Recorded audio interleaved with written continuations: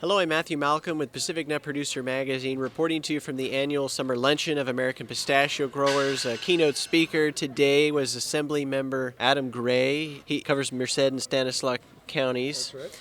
And wanted to talk with you a little bit about your presentation. You did a great job kind of explaining the situation and where we're at, some motivational words as well. I know there's a lot of things to be upset about. But wanted to talk about some, productive things about how we can make a difference here.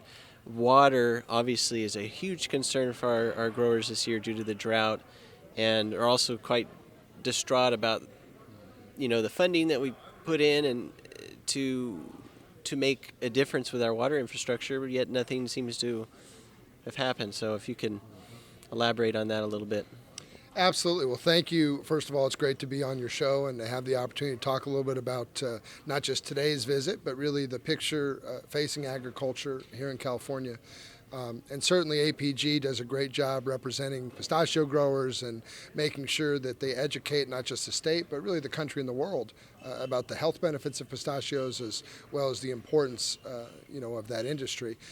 But our large agricultural industry is really under threat here in California. We are currently using a infrastructure that was built for half the number of people that live here today, well over a half a century ago, right? And since that time, we've been living off what I call the credit card of infrastructure, and we just keep running it up, and we're never reinvesting or paying that balance down, right?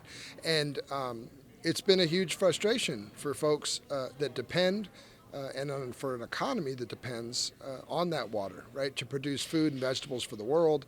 I think nearly 2/3 of the vegetables for the country, and I think 1/3 of the fruits and nuts, and certainly internationally have a huge presence with not just pistachios, but almonds and other crops.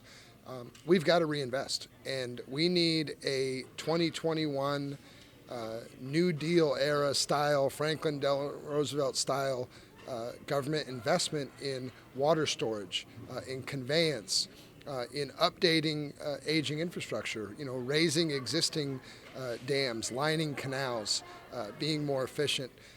We can't continue to operate on a water system built for 20 million people when we're currently at 40 million people. We've got to start investing for the future, and unfortunately, for decades, we have been locked in a fight over dams versus no dams. And in fact, in 2014, the state legislature passed a water bond that went under the ballot, was voted on by all the people of California, was passed. That contained almost $3 billion specifically for investments in water storage. Much of that money, and certainly the targeted investments in Northern California, in the San Joaquin Valley for big storage projects like Sites Reservoir or Temperance Flat here in Fresno, have just been derailed by bureaucracy and red tape and hurdles and everything else, and it's an embarrassment to this state and this country, and we ought to really advocate for moving things along.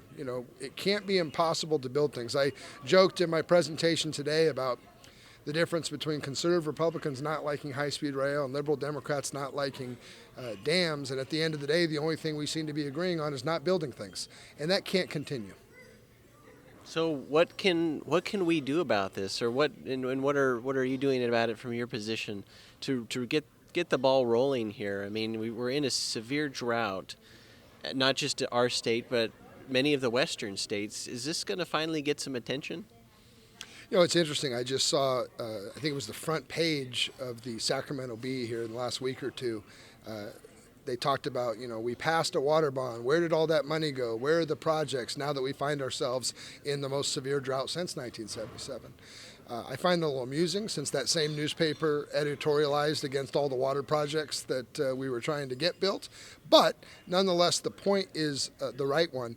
And what we can do is call our state assembly members, our state senators, our governors, office, our congressmen, and demand that people put aside the partisan bickering and fighting, because all this Republican versus Democrat sideshow that we seem to see in politics here in 2021, let's get back to the middle. And let's start agreeing, building consensus, and building stuff that helps every American, right? Every Californian. We all need water, we all need roads, we all need infrastructure.